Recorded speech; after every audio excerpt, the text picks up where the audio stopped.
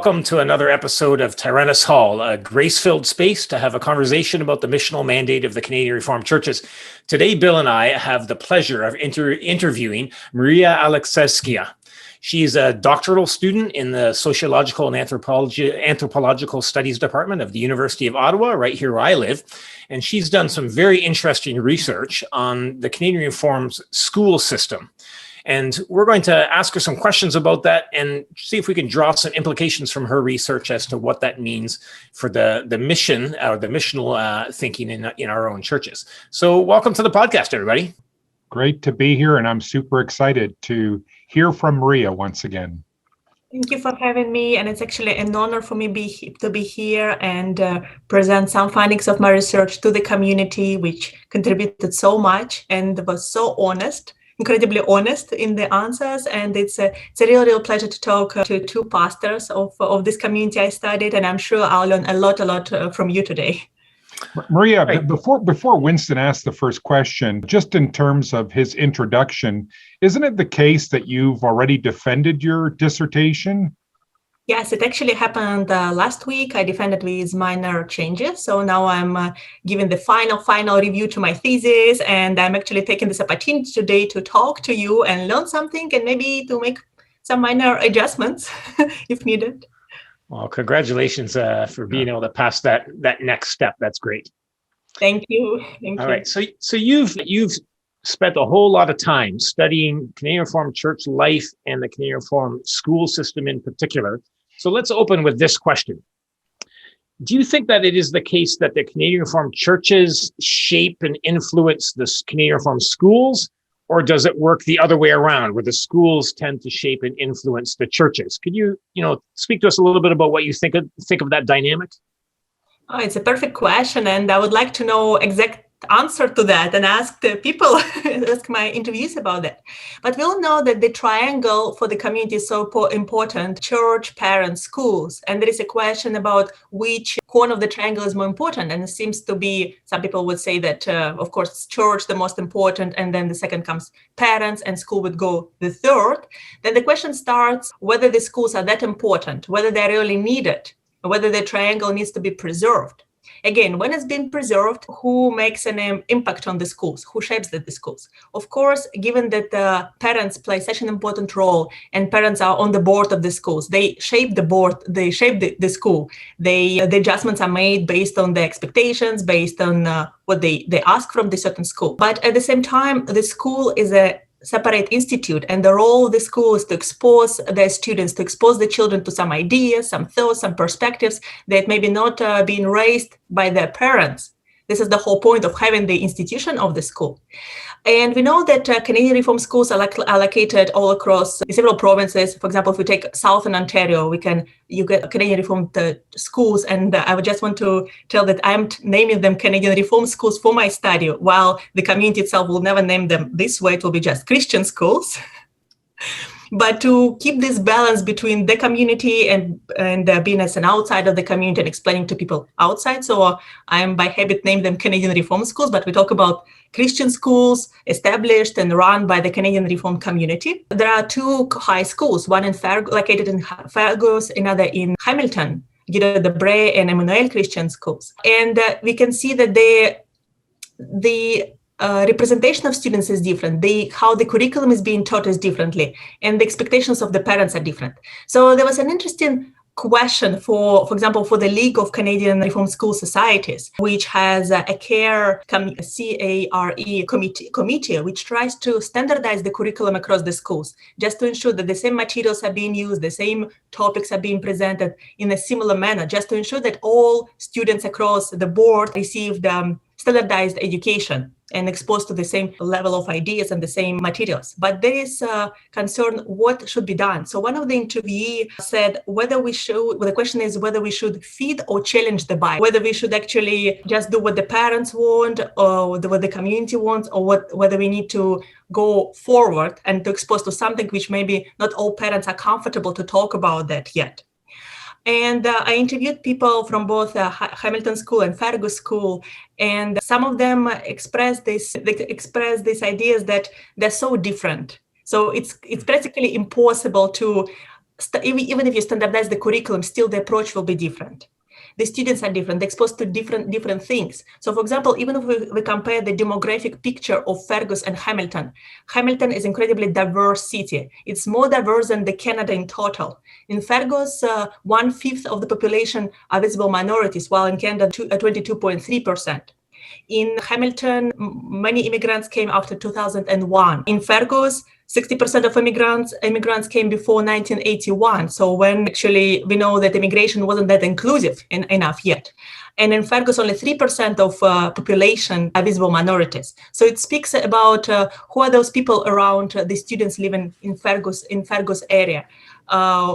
Where they're coming from, what the perspectives exposed to, whether the students see ethnic groceries, or they see different religious groups. For example, one of the assignments in high school is to talk to people of another religion, to interview them. And this assignment has been actually with people who graduated in the 1990s, and they already did this assignment. So if you live in Hamilton, you have a quite rich diversity of people you can interview and learn from them and make a comparative analysis, compare their religion to Christianity in general and the Canadian Reform tradition in particular.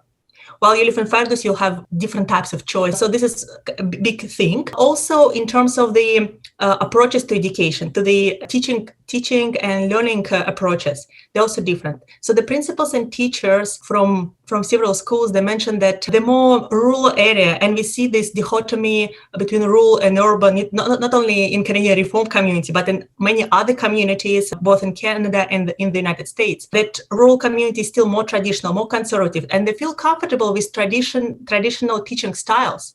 Parents don't always understand what is the point to have this engaged learning when the student is actually at the center of the learning. When you do a lot of presentations, or when you have a lot of communication with peers and teamwork, all these things which actually, when I work for my daily time, when I work with immigrants, and this is also some of the aspects which I need to explain, that Canadian style education is so different from other education. For example, I'm coming from Russia, so we learned to more traditional learning styles when you memorize a lot of things, when you do your individual work, that you compete a lot. While in Canadian style teaching, it will be a lot of teamwork, it will be presentations, it will be your public speaking skills, it will be also critical thinking skills. And current teachers, at least in the Hamilton schools and in other schools as well, not only in the city ones, in rural, they also want to teach the students to obtain these skills. And they tell that with current technologies, students have very different challenges and very different lifestyle in the 21st century, when you can find anything by click on your computer, but you really need to know how to distinguish what is right, what is wrong. Maria, if I could interrupt you for a second, that was a lot of wonderful information. Winston and I are pastors, and so we're more invested on the church side than the school side, though we recognize that your research was about schools in particular. Were you able to determine in any way whether the church influences the schools? So this is another way of asking that initial question that Winston posed. And I know you did interview some pastors along the way. Were there points in your research where you wrestled with that relation, church and school, whether the church was in some places maybe an inhibitor to certain educational development, or perhaps maybe the church was an encouragement to educational changes? Oh, thank you, Pastor Bill. It's very, very well interruption and very clear direction what to talk about. So that I'm always moving towards the school, since the research was about that. Of course, since the schools are run by the community, and we know that the teachers, particularly all teachers, are coming from this community, so they go to the Canadian Reformed Church, and since the parents on the board, so teachers and principals and the parents, they shape the school. So basically, to which church you go, but which pastor and congregation you're being shaped, it will affect the schools a lot. And it's inevitable. So when I talked to one of the teachers and asked what to do in this situation, if you face so many challenges talking to the parents and they disagree with this more contemporary approach to education. So this person said that in their opinion, the correct way would be to change the mentality of the people in the community, and it will be the role of the pastor to talk about critical thinking, raise some very complex topics which maybe community not always ready to talk about, and the community, the mentality will change. The readiness to talk about certain aspects or about a certain stigmas which still exist in the community. And then it will affect the schools and shape the schools. So in this principal's opinion, it was better to do this way rather than just change the school, because it would be incorrect. The church and religious identity for this community is so important, and the start needs to be there. So let me ask you something in regards to that, because as I'm listening to you, you're describing cultural differences that exist within the Federation of Canadian Reformed Churches. And those might be based on rural versus urban, but also when the church was started, whether it was started a long time ago or earlier, and that there's differences within that. On this podcast, we talk a lot about how we can reach our neighbors with the good news of Jesus Christ. And we often talk about how do we do that in a contextualized way, or how can we reach a culture that is in a lot of ways at odds or different than the culture of the church. But you're telling us that within the Canadian Reformed Federation itself, there are cultural differences, and that's interesting to me. So I wonder if you could flesh that out a little bit. Did you see this? You've given the example of Ferguson and Hamilton. Would you say that this is true across Canada? And are those cultural differences mostly urban and rural, or are there other things that play into the cultural dynamics within our own federation? Thank you for the question. Since I studied only Ontario and I visited only Ontario schools and Ontario churches, so I can talk only about Ontario, even though I had some idea about BC and Alberta, but Ontario is my province. I could say that we can see, and I know that you as pastors know it exactly, that there is a kind of division or clash within the community, how they see, for example, the services, or how they see what type of music can be used during the liturgy. And it's a big thing. So I just read the report from this year's synod, the report from February, and was said that, very interesting. So I'm following the Blessings Church in particular, and we know that now there is another church which reached out to the neighbors, Mercy Church, independent church, and you made a fantastic interview about this particular church a few months ago. And this synod's report says that we shouldn't point out anymore at the Blessings Church in particular, because the situation in this church actually reflects the broader dynamics. And the point was only about the musical instruments and the liturgy itself, but it gave me an idea that actually it reflects this sentence reflects the situation in the community, not only about the liturgy. Yet there are broader developments, broader aspects which shows the clash between different groups in the community, and they see the future of the institutes of the community very differently. And we talk about institutes such as a church or such as a school.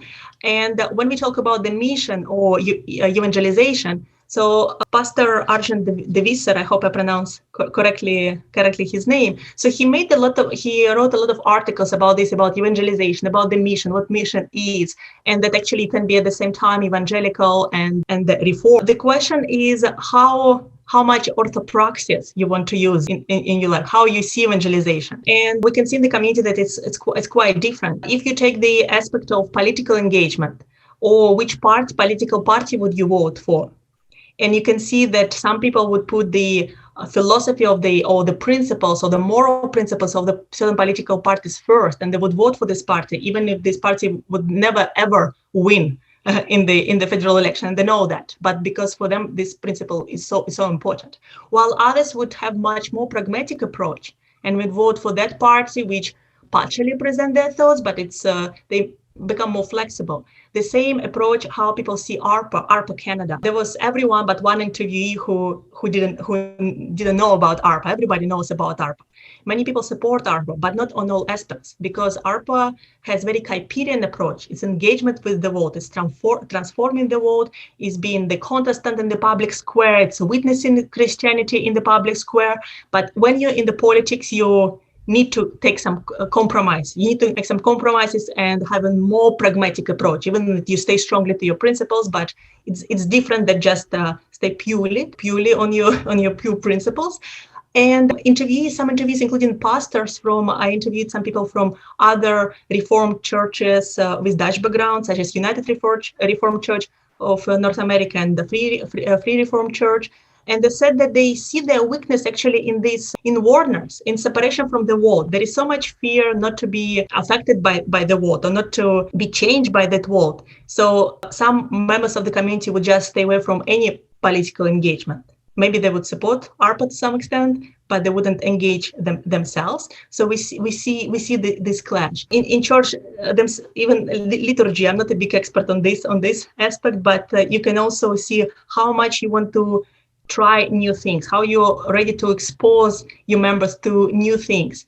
But be better prepared for the living in the world, because they will leave the community. And we know that most people right now in the community, they don't stay from cradle to grave in the Canadian Reform community, just working for the community, studying in the community. So they have this understanding. And I think that pastors also try to have this, develop the critical thinking in their members, not just because it's habitual, you're part of this community, but because you know exactly what you believe in and why you're part of that. Yeah. So you mentioned the word generational. Some of the differences that exist, do you see that some of that has to do with age? Is there sort of an older generation, younger generation difference in how we view these things? Yes, definitely. So when we talk about this clash, it will be, of course, it's rural-urban is a big thing. And the second aspect is urban-rural in the sense that how much you expose to diversity, to diverse ideas, how much you leave your community for studying or for working. And second one, yes, you are completely right, is about the age. And it's very, very visual. For example, in which these different generations are exposed to, are interested to read. So, for example, the older generation, there is a huge population who read the Clarion Canadian Reform magazine. While the younger generation, some of them never heard about it. I was quite surprised. And many younger generation go to broader, different Christian mass media. For example, Cardos is incredibly popular, not that much among older ones. So when you read Cardos, you know that it's interdenominational, Christians from different traditions presented there, including Catholics and Orthodox, Eastern Orthodox, and so on. So it shapes the community members, younger ones, in sense like not seen, and there was admission that not many members anymore see Canadian Reformed Church as the only true church as it was several decades ago, in the sense of course, I'm sure everyone who goes to church thinks that their church is the best one and the right one, but in the sense that you still can cooperate with people from other religious communities. You still see value in human beings of other communities. They still can be good, and you can be friends with them, you can be good colleagues with them, and build something together. And this exposure of the younger generation to these opportunities, we can see that. You know that I'm quite, I started studying this community because I was a big fan, if I can use this word, of Abraham Kuyper. And I wanted to dig and to see what is the Kuyperian there in Canadian Reform community. And I was coming to everyone and asking what you think about Kuyper. Then I realized that there is no point to raise the topic of Kuyper because younger generation don't even know what is this difference between Schilder and Kuyper and what is the actual conflict, or there is a conflict there. But there is understanding that there is something wrong about Kuyper. We don't know what exactly, but there is something wrong about this theologian and this political figure. But when you talk to younger people, you see that they have the Kuyperian thoughts, even though they don't name them Kuyperian. You see this broader speaking Kuyperian, not from the Kuyper only, but from his adherents, from his followers, and it's quite impressive. And I think it will actually change how the community will develop further. Nobody knows what will happen to the schools, how this pluriformity, whether pluriformity will be there. But as I see it now, at least I can talk for the churches, how it will look like, including for Blessings Church and Mercy Church. But we see in schools, there is pluriformity is already there. There is already disagreement which schools will go, and they go in a little bit different directions in the sense how they choose the materials, how they choose teaching styles. And this might happen in the community itself. You'll see this pluriformity when everyone can choose the church, the congregation, the school which responds the best to their needs and their expectations. I think that's very accurate. You know, you're exactly right that for years, people in the Canadian Reformed community essentially wanted every church to look the same. And I suppose they wanted every school to look the same, share the same curriculum, teach the same course material. But it's a fact that we are different. So you'll find schools that are run very differently, and you'll find churches that increasingly look very differently. And these differences often fall along rural and urban lines, as you say. And I think your sociological interpretation is correct that in urban communities, people are exposed to a lot of diversity. And that exposure, in my mind, is something good. It challenges our presuppositions. And it's good to have our presuppositions challenged. It doesn't mean that we're necessarily going to change our views on things. It does mean that we'll be able to understand what we believe better and perhaps ground our positions better as well. I'm kind of curious, maybe this is unfair to you, but where do you predict things going in Canadian Reformed churches and schools? Do you think that we shouldn't be worried about this divide and that people are going to find a way to collaborate together? Or is this divide something that should concern us a little more? Thank you for this question. And it's quite interesting for me also to kind of project these opportunities, which I couldn't put in my thesis because I didn't study the church themselves. It was just the only one institution.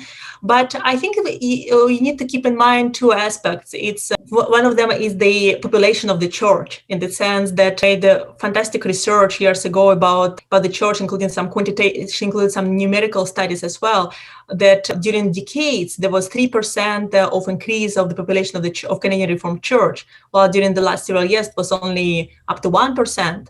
And if there is not much reaching out to the neighbors, there is not much increase of the population from non-Canadian Reformed groups, which are right now members of the community. If it's natural increase, the community cannot stand it. The community will not be able, second, financially support the institutions. Would you say about church, or would you say about the schools? Because it's quite expensive. So reaching out to others necessary from financial point of view, from the survival point of view. While you reach out to others, how would all members of the community react to that? Would everyone agree to make church very diverse? And it's not about that the church will become ethnically or racially diverse, because when Canadian Reformed Church was established, the whole idea was to make it very, very diverse. And for example, I think it was in BC, there was a project, like wooden project of the church, and the roof was made in the white and red of the color of Canada, because the future of Canadian Reformed Church was seen as very, very diverse. Nobody used ever the word Dutch. There wasn't the goal to make it ethnic, but it happened to be incredibly ethnic, quite inwardness looking, quite isolated from the society. So at first, I believe that if it doesn't reach out, it just cannot support these institutions, and it will have to make them interdenominational just to make them survive.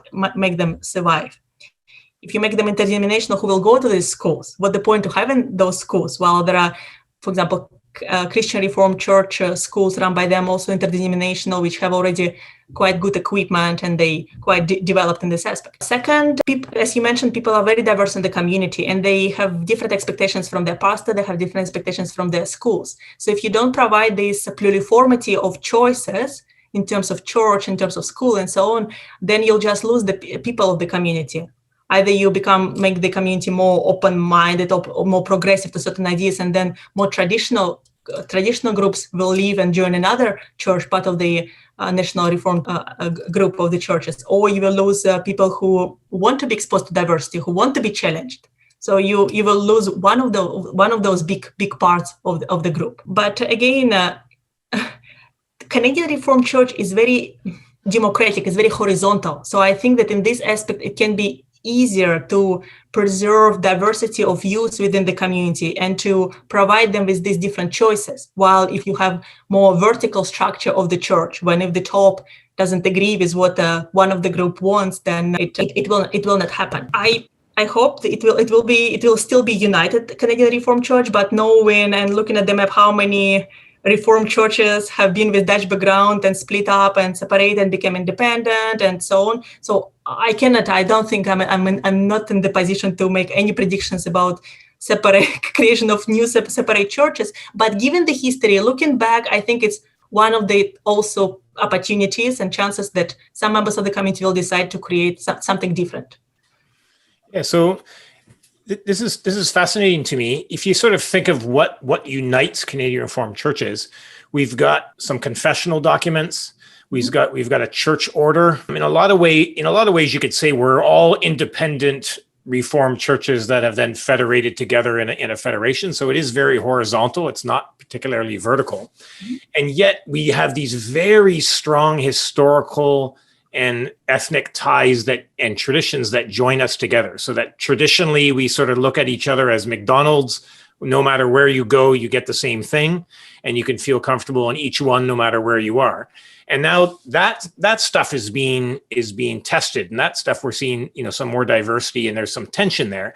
Although from my perspective, we're still very united in our confessional documents and our church order, which is what actually binds us together. So my question is this: is what we're experiencing with these different intentions around age, generations, rural, urban, all these things you've been explaining, is this pretty common to other ethnic religious groups? Are we experiencing what many other people have experienced in the past, or is this unique? Yeah. I believe that every community is unique in itself, and studying Reformed tradition for so long, Canadian Reformed Church for so long, a Campbellian thought in particular, I believe there is something special about each community.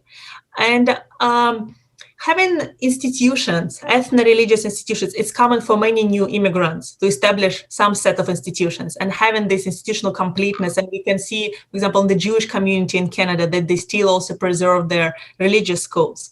And we can see the Muslim communities, they also have a quite variety of their school system. Some of the schools, for example, Irish Catholic schools or German Catholic, they didn't survive. They served their time, they helped the community to preserve their language, and then they disappeared. So there could be different ways for the schools to survive. But if we look at the Jewish schools, for example, why they survived is because community financially could afford themselves to have these schools, and also because they actually provide a rich diversity of educational styles. So every member of the community can pick up what fits them. As to Canadian Reformed community and the churches, and I agree that there is some unification, there is a very rich tradition, philosophical and evangelical tradition, and even Mark Knoll, and I cannot avoid not to use the quote because I really like how he talked about the Reformed tradition in North America, even though he said that the Dutch Reformed offered the American counterparts a heritage of serious academic work and experienced philosophical reasoning. So it's something, and I think that the interviews with the members showed me that members think about what you have. They try to build the Reformed reasoning for having the schools education. Well, when they came here, they set up these institutes, not always thinking why they had that. It was more habitual because this is how it was done at the time in the Netherlands. But then they reflected on that, and they have the reasons for having the schools. So there is a very, very strong philosophical tradition, again, Christian and philosophical tradition, and the community tends to think a lot what they're doing, why they're doing, what will be the best for the community. And the whole reason that you want to hear the voice of an outsider, what an outsider thinks about the community. And so many interviewees wanted to read the thesis in the sense they will agree or disagree with some aspects, but at least to reflect and to see something which maybe an outsider saw wrongly or maybe correctly, and to think critically about what can be changed, what can be adjusted, how the community can do better. So in this sense, I think the community is healthy in these aspects, to reflect and to adjust to the changers. There are certain aspects which needs to be changed, but I just listened to your previous interview about the women's role in the community, and actually several interviewees mentioned that they think that some women don't live to their full potential in the community. There should be more opportunities for women to use their talents, not always working, but even in volunteering, and to be more engaged in the church life. And I think that talking about that and how to address this issue, it's quite it shows the community is in the right way, in my opinion.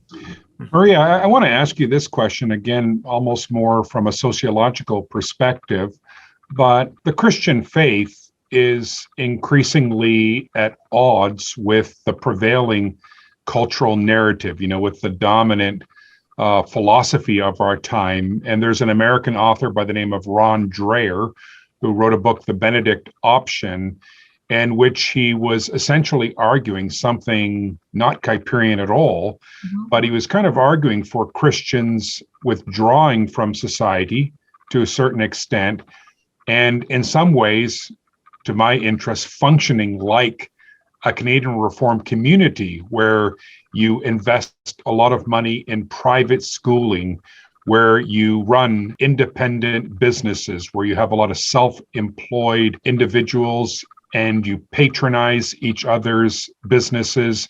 And Ron Dreher's argument was secular society is going to come down harder and harder on churches for refusing to sign on to contemporary definitions of sex, gender, marriage, these sorts of things.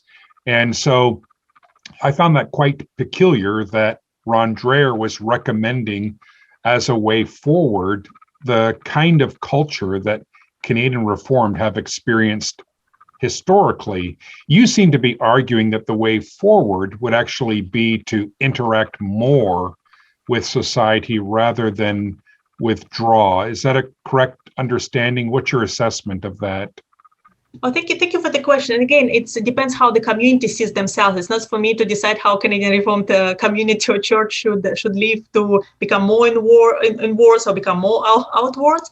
But what I saw from the trends and from the thoughts and desires from the principals and the teachers and the former students, the graduates, is that community needs to respond to the challenges, needs to respond to the 21st century. And what we described, it more looks like the Dutch Reformed community a few decades ago when they just moved to Canada. And it was a lot of pietism, it was not much engagement with the world, it was greenhouses for children in the sense that we protect them in the schools, even though it's not the first reason for creating the schools, the protection, but it was kind of one of the latent reasoning or arguments to having this school system. So it's very different today, especially for the last 2 decades, when there is exposure to internet, exposure to so many ideas. You cannot, in the 21st century, put the filter on everything to remove the books from the library. You don't want to teach your children to read what was happening decades ago, or not to buy TV. It's just impossible. And I believe that any community can choose whether they want to separate from the world and live their fully independent life, and they provide all the institutions or not. But I think you already see that Canadian Reformed members are already outside. So it can be a little bit too late to close the community and pull them back. They're already there. They're doing postgraduate education. We see that practically equal number of female and male population of the community that do education, even though stay-at-home moms are quite popular profession in the community, but they still prefer to do at least a bachelor's degree because they see the value of education. They see the value to go outside the community and be challenged by some ideas they maybe weren't exposed. So it's quite late in this sense. And I see that the community, at least Guido Debré, they already raised those topics which were completely ignored years ago. When you talk about gender, of course, there is Christian approach to gender topic and to transgender topic. Several years ago, there was a conference in Guido Debré. It was a 2-day conference when the first day only parents attended and the external speakers, Christian speakers, but not the members of the only Canadian Reformed Church, but others who have some expertise on those topics.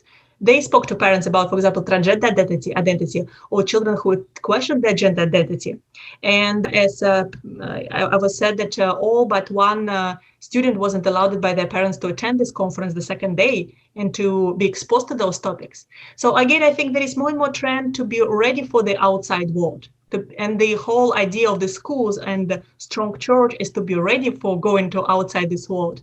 And I think that the schools prepare much better right now for 21st century than they did a few decades ago, when there was a huge cultural shock and some graduates, they actually were challenged whether they want to stay part of this church community or not, because they didn't know who they are exactly. They weren't exposed to other ideas. They didn't make this comparative study, understanding who as a Canadian Reformed we are. I see this thing, and I think why I was so curious about Kuyper is because he said that the modernization of the world doesn't inevitably lead to the decay of religion. You can be engaged with the world, but you can be Christian at the same time. And Kuyper and his adherents, they respected science very much. They didn't want to live in some bubble and not knowing what's happening outside. And the whole how you see how ARPA is growing during the last several years. You know, ARPA as in current shape, it was started only in 2007, even though before there were some volunteer organizations. It's built on the Kuyperian thought about the engaging in the world. to witnessing in the world. What I think, what was my hypothesis at the beginning, that I would see more collaboration between Canadian Reformed people and other religious groups. For example, there is some common ground can be found, for example, with Muslim people. But as now I see, it's for more progressive churches. For example, Christian Reformed Church in North America, they have a lot of engagement and cooperation. I think the Canadian Reformed, they will stay to more traditional Christian values and collaborating with other groups, but Christian groups. And you have quite a diversity of other Reformed churches in North America you can cooperate with and witnessing in the public square. So the more Christian Reformed Church will go more progressive, the more Canadian Reformed will consolidate with other churches. And I think it can happen this way. Maria, can I ask you this question? You, if I understand you correctly, you're suggesting, or you seem to be suggesting, that those groups that are trying to engage the world around them and prepare their children also in the schools in order to engage the broader world are doing the right thing, because the kids are exposed to that, we're exposed to that, they're moving in the right direction. I'm wondering whether or not the churches or the areas of churches or schools that are doing that, are they also along the way, are they losing anything? So you mentioned, for instance, that it used to be that kids, that people would be able to tell you, about Kuiper and Schilder, and now people don't even, younger people have no idea about those names, although they might embody some of those Kuiperian principles, but they're not able to mention it. I'm thinking also along the lines, Bill, you'll know that, when we were growing up, every Canadian Reformed family had a copy of Promise and Deliverance by Graff, displayed on their bookshelf. It was like every Canadian Reformed family had this set of books, commentary on the redemptive historical nature of Scripture. And today you would go into different people's households and you see a wide variety of Christian literature. And so, I wonder about that. Are somewhere along the line, are those areas that are engaging more with culture, are they losing something along the way?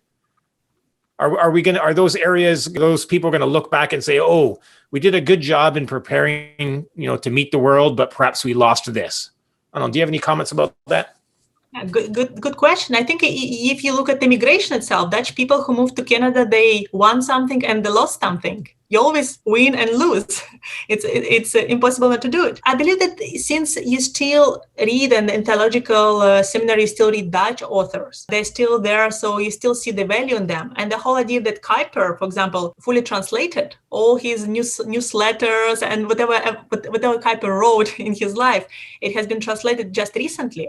So we see this kind of revival of Kuiperian thought in North America. He was translated in the English language. I think the Dutch Reformed tradition is not going to die and being replaced by something else. It's just those which are relevant authors, they will reappear again. Maybe in several decades, you'll go back to more to Schilder and see, okay, this is what very relevant for now. Being exposed, I believe that being exposed to other ideas, it's not only good for the broader society. When we talk about that, it's good that Canadian Reformed people understand more what about gender when they come to the workplace. I think it's important for the members of the community themselves.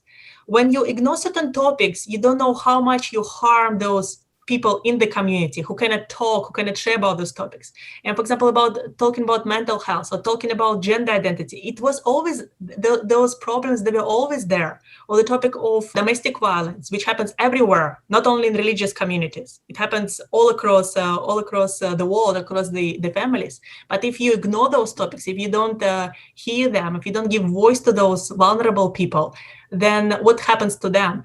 And I think the good example now, how the schools, Canadian Reformed schools, for example, tackle the topic of abortion. They try to make teaching more nuanced, in the sense, not telling this is the ideal world. And unfortunately, we cannot live up to the ideal world. Everyone is doing something wrong in their life. And how you can support those people who went through some challenges or went through some mistakes, big mistakes in their life.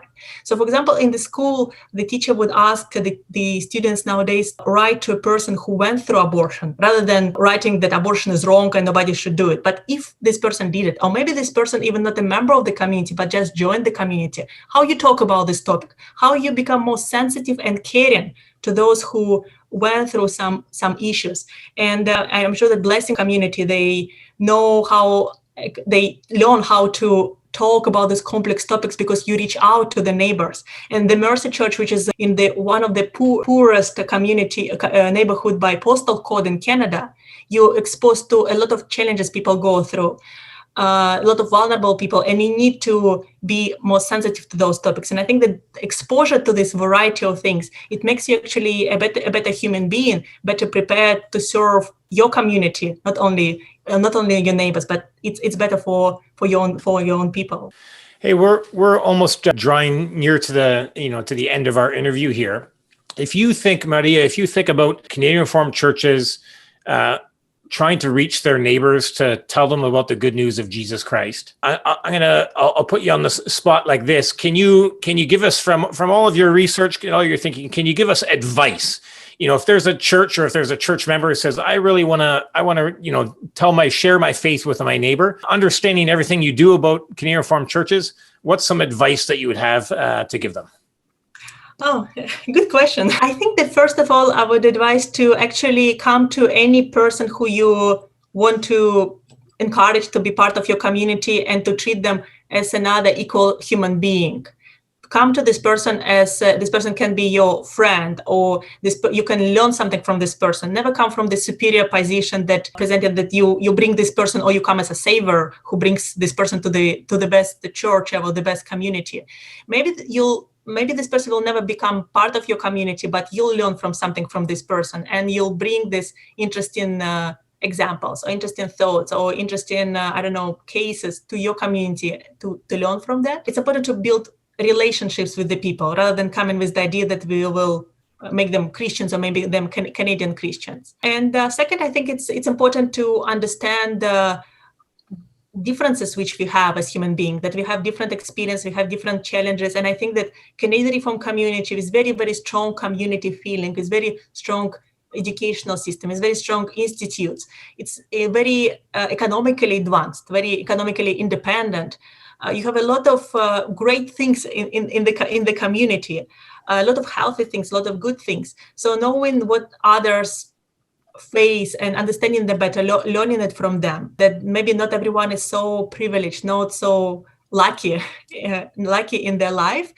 And the third is to learn from others and to think how you maybe can make some positive changes for the community, not to learn from secular people, from other religious groups, from other, not only Christian groups, to see what can be good there. Yeah, thank you so much for those words. Thanks for being willing to come on the podcast today and share some of your wisdom. We really appreciate you being here. God bless you, Maria, as you step a little bit closer to finally getting your degree officially. And yeah, thanks so much for being on the podcast today. Thank you very much. Yeah, thank you, Maria. Good to see you again. So that was a pretty different podcast for us, talking to somebody who looks at things from a sociological, anthropological perspective, somebody who comes from the outside. Maria comes from the Russian Orthodox tradition, but it has gotten to know our Canadian Reformed communities really, really well. It was a different podcast, but Bill, grab something out of our discussion, something that struck you, something that hit you, and yeah, let's chat about that. Yeah, well, I'm struck by the whole matter of contextualization, because she observed in the course of her sociological research these differences between rural Canadian Reformed schools and urban Canadian Reformed schools, and how the differences are attributable in her estimation, at least, to the extent to which there is diversity in one's community. Visible ethnic minorities is what she mentioned in particular. So I think that's fascinating because, we at Blessings, for example, I can't speak for others, have made a case for contextualization, that a church is going to look a little different from another church because of the neighborhood in which this church lives. And that's already the case with schools in wider Canadian Reformed church culture. And yet I don't discern people in the community finding that problematic, at least to the extent that they find a different church problematic. So that was kind of a curious observation for me. To me, it demonstrates that some level of contextualization is just going to be inevitable, perhaps even when we're not even conscious of it, just because we're probably more shaped by our neighborhoods than we realize. Yeah, I think the average listener to this podcast would be like, yeah, of course, if you go off and visit a Reformed church in Hungary or in the Netherlands or in the southern United States, you would find them different, and they would be in a certain way thinking about their context, and that affects how they go about being the church, affects what kind of questions they're asking, and how they're giving the answers to those. She really highlighted that same phenomenon exists even within Ontario. I love the example of saying that, hey, if you go to a school that's in a more rural area, people tend to be more comfortable with more traditional learning styles, with a more traditional teaching style. And so that to her didn't seem too surprising, because no, they're in a different context. And so they're more comfortable with that. Whereas if you're in Hamilton and you're dealing with all kinds of diversity and you're in a different context, you're going to see a different kind of teaching style. You're going to see a different way about doing things in your Christian school. So yeah, she just lays that out nicely, just to say, this is the reality in which you already live, that Canadian Reformed churches are already contextualized according to where they are found geographically, and what their history is, when they started, where they find their historical origins as to when that church became into existence, along with the generational things and all that stuff. So it seems to me that that's just an undeniable reality. And so it makes sense, therefore, that you would say, if you're a church you're starting a church in an urban center like Hamilton or somewhere in Toronto, for instance, that you recognize that your culture is asking perhaps different questions than if you are starting a church in Niverville, that you would expect that to look slightly different. Yeah, in fact, I think you could make the argument that this should be the case for churches even within a city. It is the case for us at Blessings and Mercy. Mercy's in a very different part of Hamilton, in a very different neighborhood. And so we expect the church to take a slightly different shape there than it does here. I want to pose a question about our history and the Canadian Reformed legacy, if you will. It seems that Maria is quite astute in the history, and she knows the names of Kuiper and Skilder and so forth. I've been long fascinated by that history. You posed a question about this.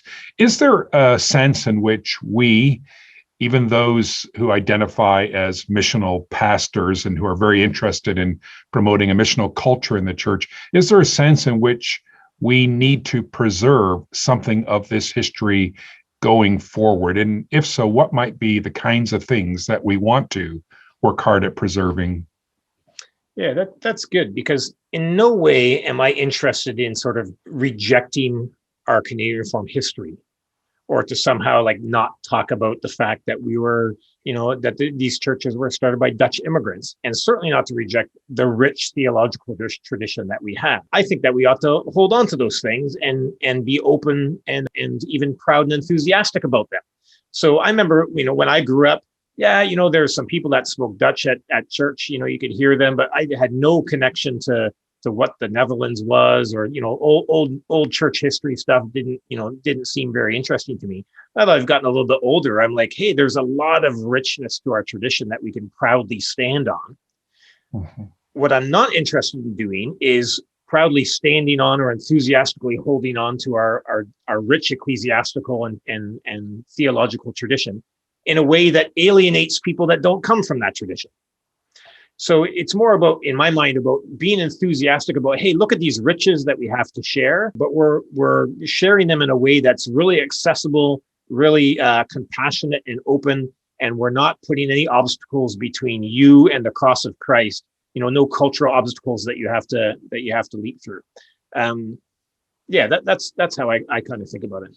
One aspect to the tradition that I want to hold on to is an approach that Klaus Skilder, so figurative in our history, had when it came to doing theology. He said that theology should be done in what he termed a sympathetic, critical way, where you go about theology sympathetic to the history of theology, but you remain critical from the standpoint that the Word of God is the final authority. I think that's exactly right. And it probably is the case also with church polity and these sorts of things. On the one hand, we should be sympathetic to what we have inherited from our forefathers, and we should endeavor as best we can to understand it. But at the same time, we should retain a critical posture as well, recognizing that the Word of God is the final authority, and that at times, when things are brought into scrutiny with the Word of God, they're judged to be wrong. Or there's such a fine balance there, isn't there? Between saying, hey, I'm going to, as I think Chesterton says, the greatest democracy is tradition because it gives a vote to your ancestors. The balance between giving a vote to your ancestors, taking very seriously all the distilled wisdom around ecclesiology and theology that comes to us through our own Reformed tradition, our Dutch Reformed tradition, and at the same time saying, yes, but I'm going to be reformed and always reforming according to the Word of God, holding those things in tension as you step out in mission. And I'm hoping, it's my desire that even this podcast is a place where we can try to do that. Our tagline is, let's create a grace-filled space to talk about the missional mandate of the Canadian Reformed churches. Well, let's try to do that in a way that holds up, the wisdom given to us through the ages, our Canadian Reformed heritage. But let's also be willing to, in a graceful way, be critical of that and to engage that in a reasonable and a God-fearing way so that we can move forward in the future, holding tightly onto all of the things that we should hold tightly on and being willing to loosen our grip on some of the things that we're willing to, that we ought to let go of. Testify. All right, let's